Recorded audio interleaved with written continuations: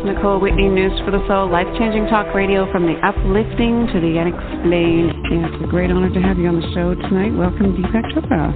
Thank you. Yes, this is Uri. Hi, Uri. It's Nicole Whitney calling News for the Soul. Welcome to News for the Soul, Robert Allen. Thank you, Nicole. It's great to be here with you tonight. Why are you here? We're talking to Carolyn Mace about Sacred Contracts, one of her many best-selling books. Welcome to the show, Greg Braden. Well, good. Next on News for the Soul, Light Body Healing with Dr. Lara. Dr. Lara is a functional medicine health coach, an advanced practice clinical pharmacist specialist, master intuitive healer and channel, and international teacher and speaker on a mission to empower you to take an active role in your healing journey to achieve holistic health mastery of the mind, body, and spirit. Dr. Lara combines energy medicine with functional medicine to facilitate healing at the root level. Call in now to speak with Dr. Lara today. 646-595-4274. 646-595-4274. Please welcome Dr. Lara back to News for the Soul.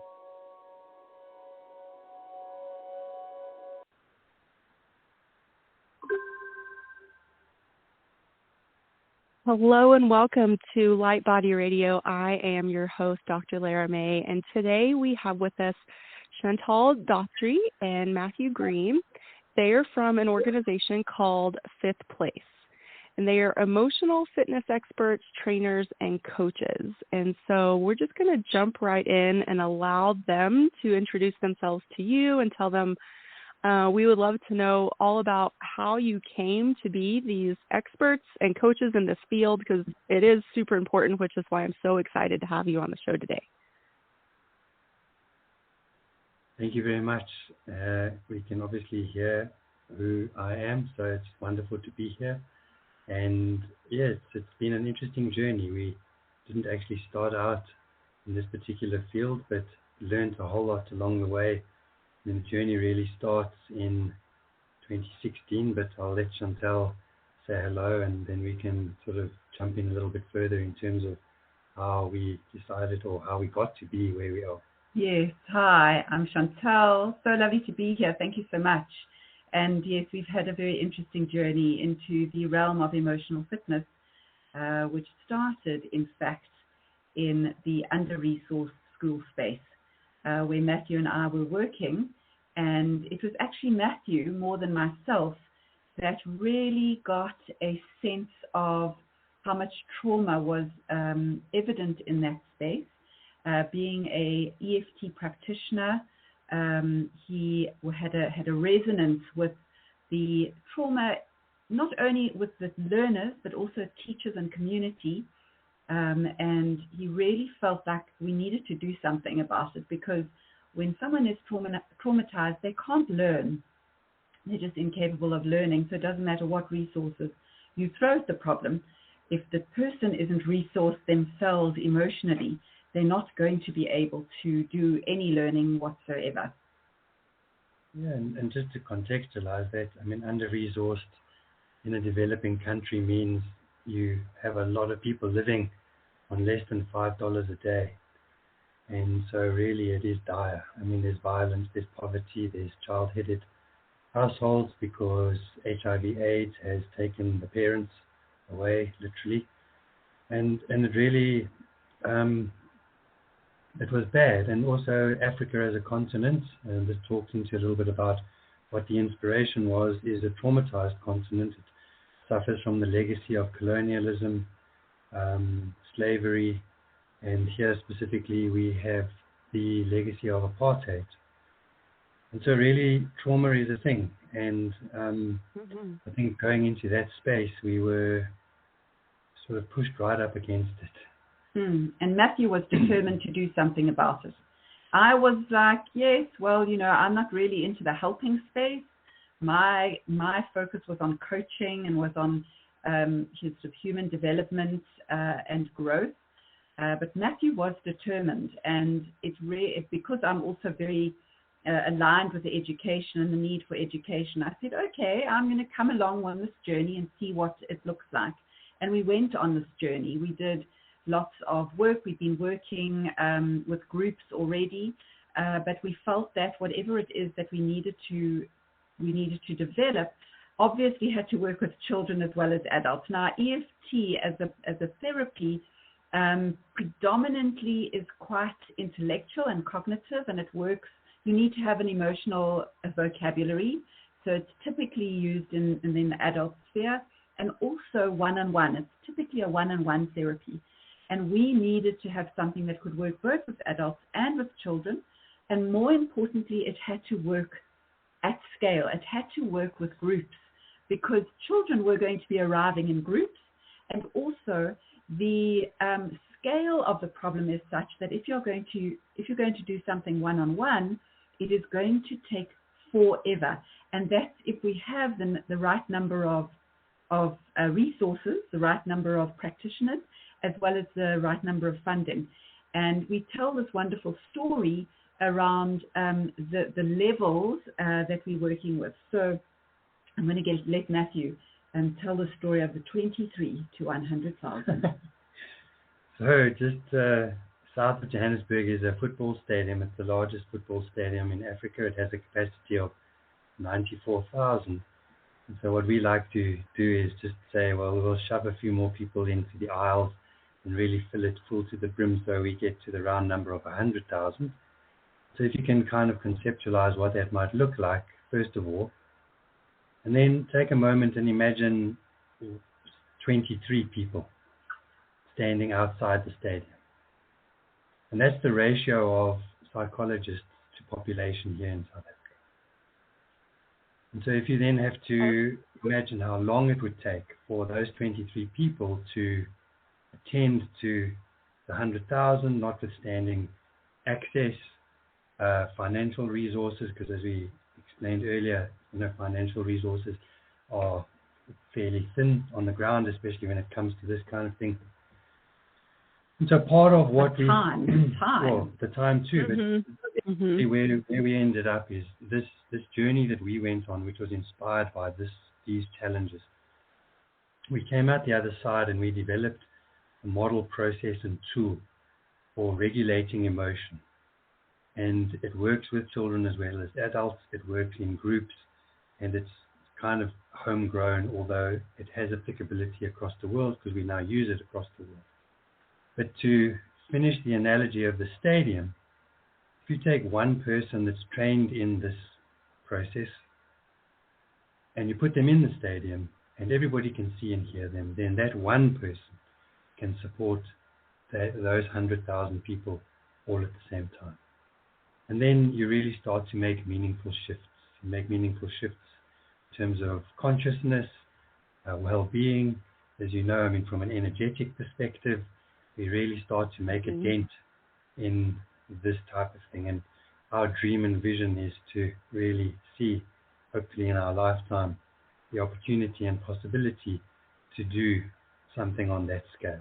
And then this process that we developed is part of the bigger holistic approach to what we call emotional fitness, because emotional fitness is like physical fitness. You don't get up one day, run around the block, and then expect to run a marathon in a week.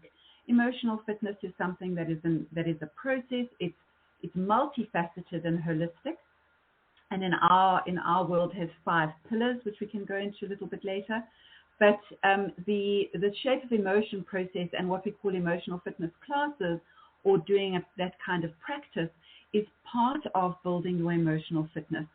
And we've come to this part here in 2022, having continued to do a great deal of research, great deal of work, and working in different spaces and with different groups and with different people, with this program, or this offering, I suppose, in how to build, but then also remain emotionally fit. Yes. Wow. Thank you. That was a beautiful background. And that's probably one of the best imagery explanations I've ever really heard about scaling the problem versus the resources. That was excellent. I really love that. So thank you so much. Wow. You guys, it's amazing. I'm so excited just hearing about your story and your goals and your ambitions and your motivation and all the momentum. It feels like you have all this momentum carrying you along, which feels really good. So let's go more into, we talked about a little bit, just scratch the surface, really, what is emotional fitness? Let's unpack that, and maybe, talking about it is a practice. So whenever during this hour that we're bringing up concepts, if you're out there listening, be inspired to take action, but don't put that burden on yourself that it'll be overnight change. You can have dramatic change in a short amount of time with anything, but practice is so important. So I'll give you the floor. Yeah. Thank you so much for that, because really that's what we advocate. We do advocate that it's all about taking the step that's in front of you, and also that it starts with me. So I can't blame or expect anybody else to do this for me. It's really up to me, and then up to me to choose what it is that I'm going to do. And we always say, take the small but sustainable step. So don't try to climb that mountain in one go. Just take the first step that's in front of you, and then just practice that over and over. Emotional fitness, as I said previously, is a holistic approach to a way of being in the world. And for us, there are 5 elements, 5 pillars to it. And those pillars encompass thinking, feeling, moving, relating, and nourishing. And if we look at the thinking side, thinking is around lifelong learning. It's constantly wanting to grow, develop, learn, whatever that may mean to the person, but keeping your brain active, keeping yourself engaged in doing new and interesting things. And then also from a reflection perspective, using reflective practice also for gaining insight and self-awareness. So that's the thinking side. I'm going to come to feeling right at the end. The next one we look at is nourishing. So nourishing is around not only your diet, not only what you put into your body, but also self-care. So how do you look after yourself? And self-care isn't selfish. And certainly after these 2 and a bit years that we've been through, I think we've come to realize that self-care is really important to us in order to look after our emotional and psychological well-being. The moving side is exercise, moving. Our bodies need to move. So we have to be active in some way. We typically in the Western world are very sedentary, and certainly again, these last 2 and a bit years have made us worse because we've just sat behind our screens, engaged behind our screens. We don't get up and move as much as we could. So the encouragement there is to do some movement of some kind, whether it's walking, whether it's dancing, whether it's yoga, whatever it is, whatever you love to do, but to do that on a daily basis. Do something that is going to get your body moving, because our body also, when we move our body, when we do some type of exercise, it does help with attending to stress, and that it helps with tension and stress, helps us also relieve those hormones and chemicals, release them as well. So movement is really important. Relating is about socialization. It's about building up a strong network of community. It's connecting with others. It doesn't have to be a big social circle, but just somebody or some people that are close, that we can trust, that we can sit with and engage with. And face-to-face is far more better, and in real time and with each other as real bodies, not just through a screen, because as you know, we regulate each other. As when we with each other, we regulate each other, and so we need to be with other people as well. So building those networks, building community, building connectedness is really important. And then feeling is the part that we really look at, is finding mindfulness type practices, or some kind of practices that are going to help you attend to releasing your emotional, or finding ways to attend to your emotional state. So in our world, we look at using shapes of emotion or other mindfulness, breath work, mindfulness practices as well, but we have what we call an emotional fitness class, which is a little bit like yoga for your emotions. We are allowed to, we're not allowed, but it's a space where you are able to release and let go of whatever difficult emotion you have at that time. And it doesn't matter what it is. It's a practice that you can just attend to it. We have a process that you use to work with the structure of the emotion and then allow to let it go, release and let it go. And then next, find a supportive emotion that you can then make bigger and really resource yourself for the rest of the day or whatever part of the day or night, because it's actually quite useful to do it when you are just about to go to bed as well. And sleep is part of that nourishing part too, because sleep is so massively important, and that will fit in the nourishing section as well. So that for us is the sort of holistic approach to emotional fitness that we see, and it's not what we say, we don't prescribe, so it's not prescriptive. We obviously encourage people to find out and experience our shape of emotion process as a tool that they can use, but it's not prescriptive. And it's also very much in line with where individuals are in their life and what they are prepared to do and to commit to make those small sustainable changes. Yes. Wow. That's a beautiful process. I love all the pieces and arms to it. And they're all so important individually, but when you put them together as a whole, it is very powerful. And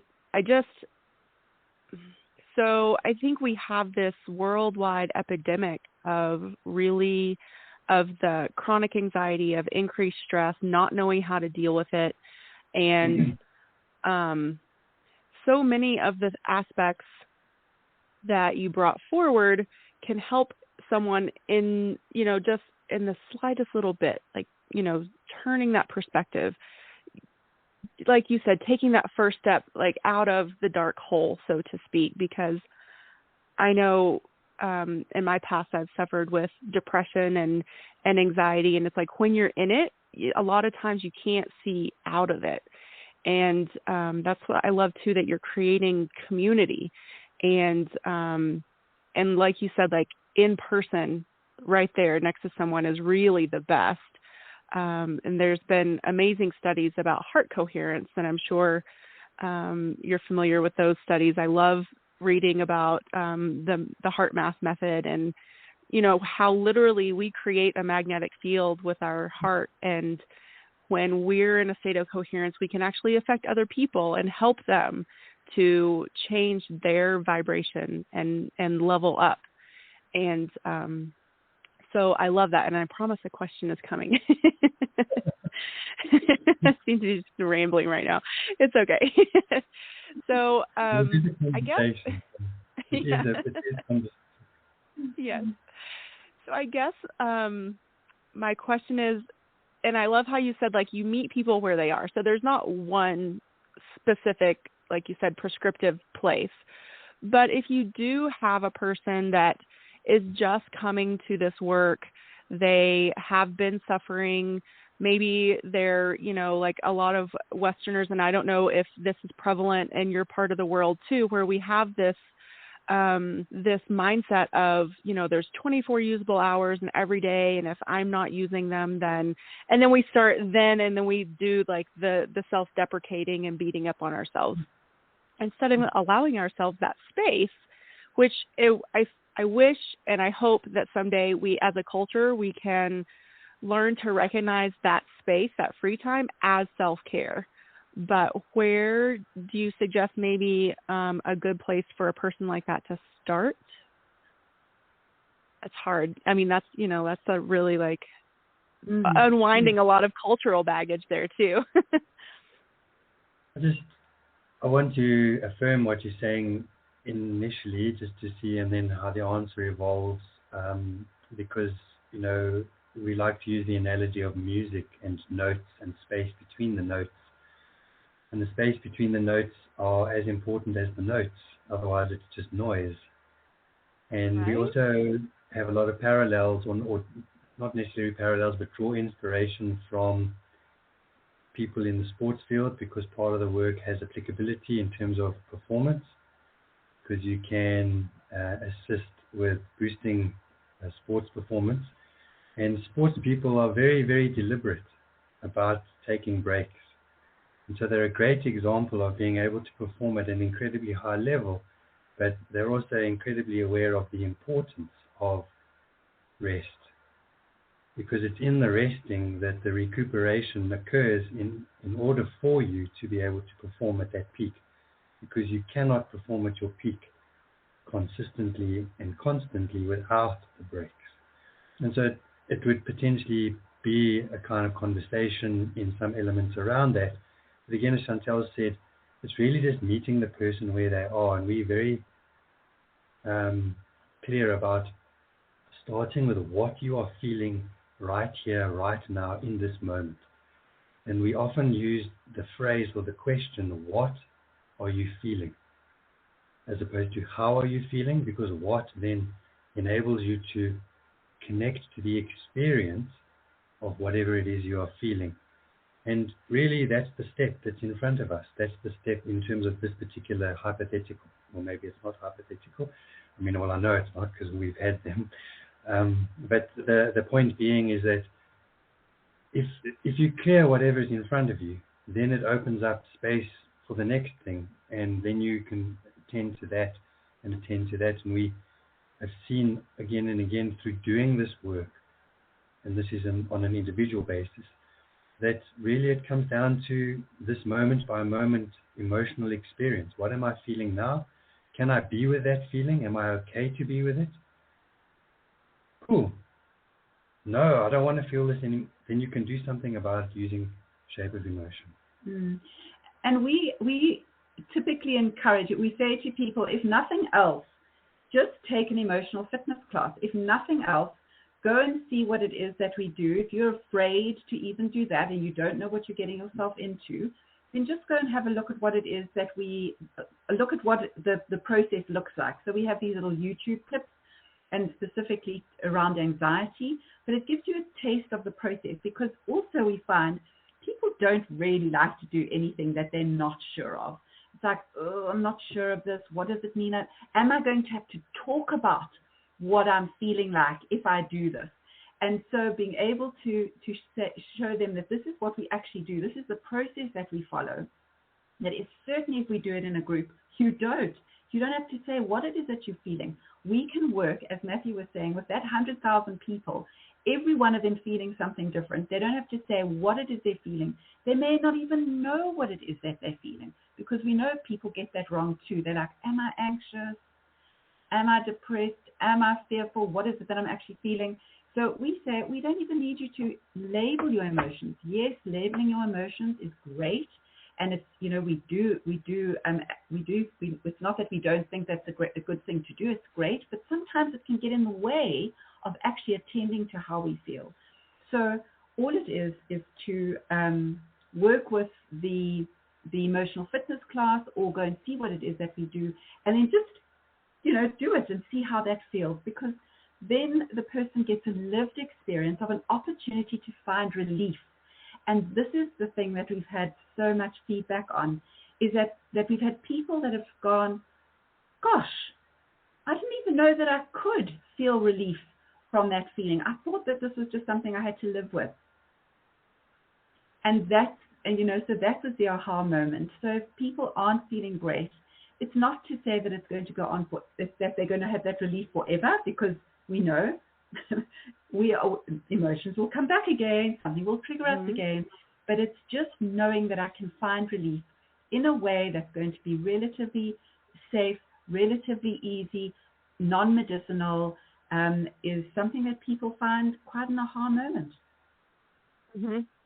Yes, I think there's, a vast norm of people that don't realize that they do have anxiety, chronic anxiety, because they haven't slowed down long enough to feel those. They haven't created that space to feel those feelings. And a lot of us aren't even taught how to feel the feelings or what the feelings are called. So There's a few resources that I like in terms of helping people build that emotional vocabulary, like you mentioned earlier. One of the ones that I have and use a lot is called the Emotional Dictionary.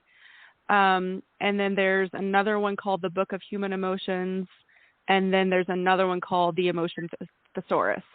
So if you just get on Amazon or Google and if you put in, emotional dictionary, resources will come up. And sometimes I just find it interesting to flip through the book. And it's amazing that we have so many words for emotions that we very rarely actually think about, oh, what is this? How does this actually feel? Does it fit into my life? If so, where is it coming up? And all those things. And again, giving your space to just have that time to contemplate and be. And whether it's with yourself or a partner or a guide, coach, any of those scenarios are fine as long as it's, like you said, a safe space, non-judgmental space. And it's so interesting too that a lot of the processes you're describing are also tools that I use within my intuitive healing sessions. And I tell people this is not about reliving trauma. Honestly, it's better if you don't verbalize and go into the story. Let's just work on the emotion, where it is in your body. And for me, I use light to move it around, to transmute it. And then, like you said, once that person is, okay, we've moved it out, now what are we going to replace it with? Because we want also through this process to bring in and expand the vocabulary, if I'm understanding you correctly, and really be able to put meaning and context and visceral, tangibleness, that's not really a word, but to the new positive emotions. And I think that's also part of what I love about this is that we're training ourselves to be in that positive emotional space instead of always focusing on, quote, what's wrong or maybe what needs to be fixed or what I don't like about where I am now. We're acknowledging it, but then we're moving into the space of, well, I can choose, and I love that you said that word earlier, I can choose to be in a different space. And I think this is a big value that coaches in general, if, never mind, I'm not going to say it. If they're, most coaches will encourage their clients to choose to change that perspective. And so even if they're in a situation where they may be triggered or continually stressed out, that they can, in the moment, once we have that practice and that foundation, then we can choose, okay, I'm aware, I realize what's happening around me. I don't have to be in it, being in the world versus of the world. I can see outside of this situation and I can choose a different perspective and emotion, even if something, not pleasant is happening in and around you. Let's talk to being emotionally fit is being less reactive to the external stuff, being less prone to being triggered as well, and holding or being able to hold the center. And it's not something you have to necessarily work. You have to do the work to get to that place. But the more emotionally resilient, emotionally fit you become, then the more you're able to be, in a way, impervious to what's happening around you. And that's really the goal. That's where you want to get to. Mm-hmm. Yes. Less and non-reactive, absolutely. And I don't think that people really think about it this way, but once you get to that place, then really you're like the space holder. When you can be that calm in the chaos and that calm in the storm, and you can sort of be that lighthouse, be the person that's the example of, vibrating higher, maintaining your positive outlook, hopefully your positive space, then that's also when you're, sort of the influencer of the positive. And that's powerful too. And I love that this is a journey. It's it happens over time because we're in a 3D world where time and space, really rules our world. But it's an evolution, and I love that. Like you said, your mission is the more people you can help, then the more people we have that, in these contrasting situations can hold that space. And this isn't this is about learning how to feel your emotions where you are now. And so it's not about like discounting what's happening at all. And if you're in a situation and you want to feel an emotion, absolutely, like allow yourself to feel it, because, and you said this before, once we feel the emotion, then it moves through us and out of us, and it's no longer a part of us, right? And I think that's huge too, and sort of in chronic stress, and also like how disease evolves and inflammation is held in our body. I feel like this is my perspective anyway, we hold these emotions inside of us and we don't know what to do with them. We resist them, which prohibits us from feeling and allowing us to them to move through and out of us. And then when we're triggered or something happens again, then it comes back almost quicker and faster, and it creates this, what in science we call a negative feedback loop instead of a positive. Positive feedback loop would be like the heart coherence, So yes, can you share examples of that, like that you've seen in your practice? Mm-hmm. Some feedback there as well. You have to accept where you are before you can change and move to a different place, and that is a struggle. We refer to people's strategies or unresourceful strategies to avoid the way they feel as banning, burying, avoiding, or numbing. And that's also part of that lack of space that you were mentioning earlier. And you do need to be okay with the concept of actually feeling something and coming back to your body, because what we learned is that our emotions show up in our body, on our body, or around our body, in the space around our body. And then, what you were going to say? The other thing, sorry, someone will have to jump in because I lost my train of thought. I was going to say that it is about the coming back to your body. So it is really to, Matthew was talking about the banning, the sort of being cut off, so very disconnected from our bodies. And we found that with some clients, that they are so disconnected from the body. In fact, the only time that our process has not worked is when, and we had two cases, we had three. The one where somebody was clearly had some severe trauma in her past, and just was completely disconnected from her emotions. She would literally say, I only know that I'm supposed to be happy because the people around me are happy, and then I kind of behave like what they're behaving. So that's how disconnected she was from her own state.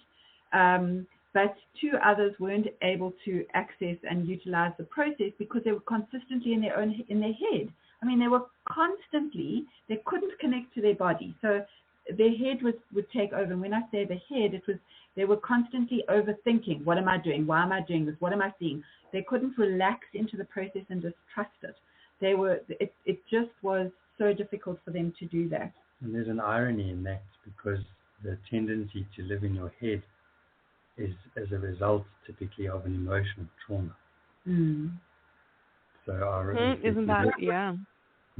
Yeah. So really the point here is the step is to come back into, to be okay. So we say there are three things when you want to embark on emotional fitness. Do you want to become more emotionally fit? First of all, understand that it starts with you. That's the first thing. You can't blame, you can't expect anybody else to be the person that's going to do this for you. It's like saying, I want to study for a degree, but Chantal must take my exam. Yes. So it certainly starts with me. I've got to come back to my body. So I need to know that I've got to be comfortable that I'm going to be coming back to my body. And now the third one's gone and completely. It's that I actually want to do. Oh yes, I want to. That's right.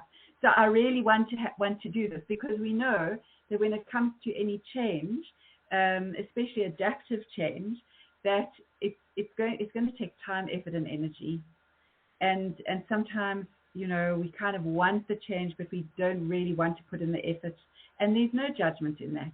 You know, we've all got so much capacity for so, you know, and that's also why I think some people want a quick fix.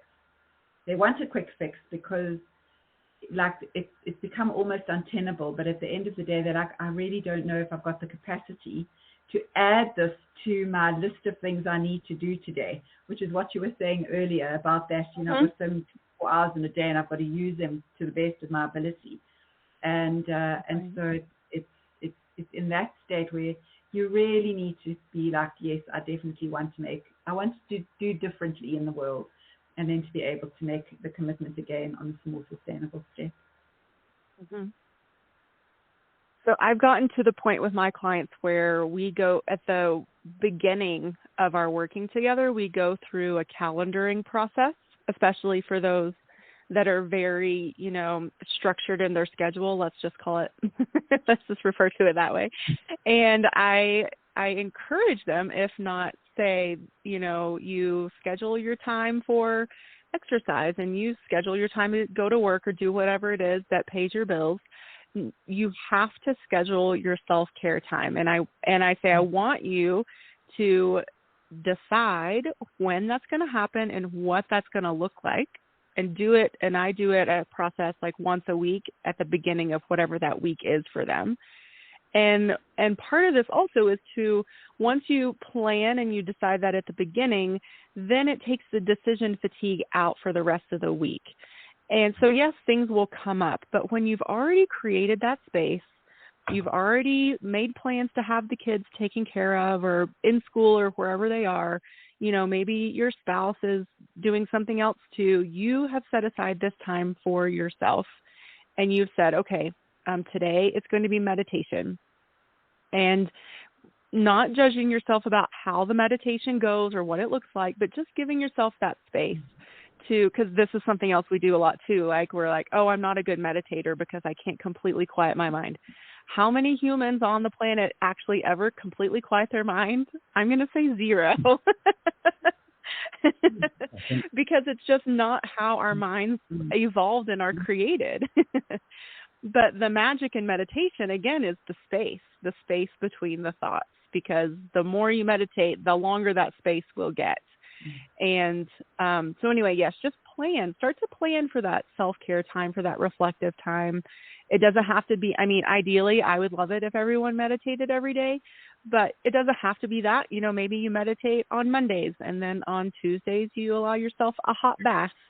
And on, you know, Wednesdays, you take yourself for a walk in nature, and, you know, you attune yourself to what the birds sound like and what the breeze feels like, and all, you know, just different things. So yes, creating the space. And I think this is also too what the pandemic, you know, the silver lining in the pandemic was that we were forced to stop.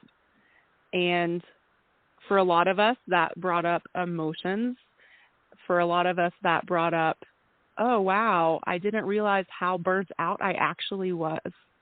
You know, how stressed I actually was. Like, we've been existing in these states for so long that we don't realize that those aren't the happy, ideal states. They're our full potential.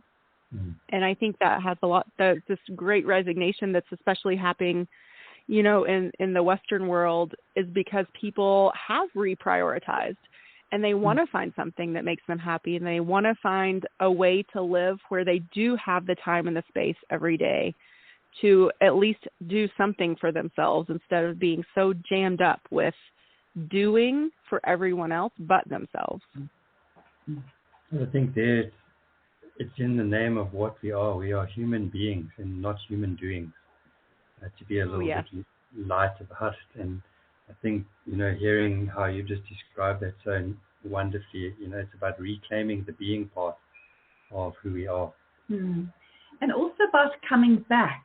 When we want to start a practice, or we want to start something that we want to establish a new habit, it's really difficult to keep it going sometimes, because we'll kind of fall off the wagon. We'll do it great during the week, and then on the weekend something comes up and we change, and we're like, And we always say it's about coming back. It's about consistently coming back, because that's what meditation is all about. Meditation isn't about finding your mind cleared for how many minutes it is. It's actually about realizing my mind's gone on a walkabout, and then bringing it back to the breath, or bringing it back to the light, or whatever it is that you're focusing on. And again, with the practice, we consistently say it's not about doing the practice consistently, which yes it is, but it's about when you stop doing it, that you come back. And it's in the welcoming back and in the coming back that actually you show, I do know that this is good for me, and I'm coming back to do it. I'm not just going to give up. That's the important part. We encourage our clients people, anyone, whether they're one-on-one or people come for the emotional fitness classes, to try and do 80%. 80% of the time is all you need from a consistency perspective. And if you don't make that, don't beat yourself up. But we found that usually in the 20% or the 30% is that's going to be a mixture of a whole lot of other things. But if you can try and get at least sort of 50 to 60% of what you're doing to be the same thing, that's when the neuroplasticity stuff starts to kick in. That's when you're really reprogramming and forging the habit, so that when you're not that motivated, then the habitual side of it will help bring you over the line, as it were, in terms of the continual attending to yourself, because it really is that. We like to look at this work in the same way as you would nourish yourself physically in terms of eating meals. You get hungry, then you make a choice around what it is that you wish to do. Sometimes it may be that life necessitates having fast food, but don't make that the norm. That can be that 20%, but most of the time, make sure you're cultivating sort of nourishing, wholesome kind of inputs, food-wise and otherwise. I agree. It is. Yes, these practices are just as important as the food that we eat and the air that we breathe, because it doesn't matter how well you eat. You can do any eating practice that at the time, science is saying is the absolutely most healthy thing possible. But if you are literally working yourself to the bone, then that stress will undo any and all benefit that you got from that food. And I was talking about this with a colleague yesterday, that it's amazing, how, he just got back from Italy, and he was saying how there's some practices that the Italians do on a daily basis that in America or by like the healthcare organizations might be considered quote unquote unhealthy. But if you look at the overall health of Italy, it is much better than the United States. And we were talking about how their level of stress is a lot less. They just live differently. They actually don't allow, like, their priority is on family, on creating those downtimes, in the middle of the day, that making sure they come together for community at specific times and even impromptu times. So I think these are things that we really need to look at worldwide and say, what's working in other parts of the world that we can implement wherever we are, where we see imbalance, and that imbalance perpetuated by the cultural standards. And I think more than any other time, at least in our existence now, we're really coming forward and saying, I think a larger and larger amount of us are saying no more. Like, no, these cultural standards are not good. They're not healthy. We want to create new ones, different ones, and this is what that can look like, and we can all benefit from it. And I love that you guys are part of this movement, and what you're doing is so powerful and so helpful. So tell everyone where they can find you, and feel free to comment on anything I just said too. I like how you said about creating something new. In our experience, the incumbents, particularly systemic type incumbents, institutions, that kind of thing, are not going to change. If they were going to change, they would have changed already. And the more you resist something, the more you inadvertently energize it. So it's far better to create something new. And kind of, back at you, it's really lovely to connect with somebody that's part of creating something different and something new. So thank you. I say often that we are part of a constellation. So all of us are lights, are stars in this constellation. And we just want more and more and more of us because, it's like we want to clear away that fog. We want to clear away the pollution so we can just see more and more stars in the night sky. And that constellation can become like a Milky Way, not just the little dots that we sometimes see in the sky if we're living in the city. Oh, I love that. Yes, absolutely. Wow, I'm so glad that we got to connect today. This has been wonderful. So we're finishing up. We have a few more minutes, and tell everyone where they can find your work and start to implement some action in their lives in this way. So if you'd like to know more about, in general, what it is that we do, you can visit our website. It's fifth.place. That's the number 5th.place. If you are interested in taking an emotional fitness class, then you can literally go to emotionalfitnessclass.com and you'll be then rerouted into what we call Emotional Fitness College, just an online kind of series of sort of courses and workshops. You can explore the body of work that we have. If you do visit our website, we invite you to join our community in terms of the mailing list. So we send out a weekly sort of newsletter that really just talks into the work and its applicability in everyday life. Because yes, we do get challenged, we get triggered, we get hooked sometimes with each other. It makes for interesting life experiences because we are also in partnership outside of our work. So it really is sometimes fascinating space to be in because you have to live the work. We also have a podcast. So we also have a podcast called Emotions Matter Really. So really as in they really do matter. Emotions Matter Really, which people can go and listen to as well. Is it on all the platforms? It's on all the platforms, yes. Perfect. Excellent. All right. Is there anything else before we finish up that you have a burning desire to bring forward or that we haven't touched on yet? I don't know. Just to say, our mission at Fifth Place is to make the world a better place by enabling the how.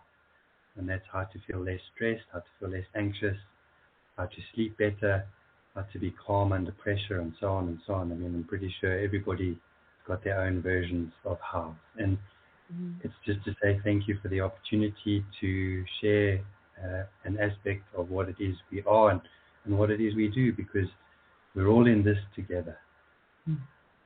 Yes, absolutely. Well, again, thank you so much.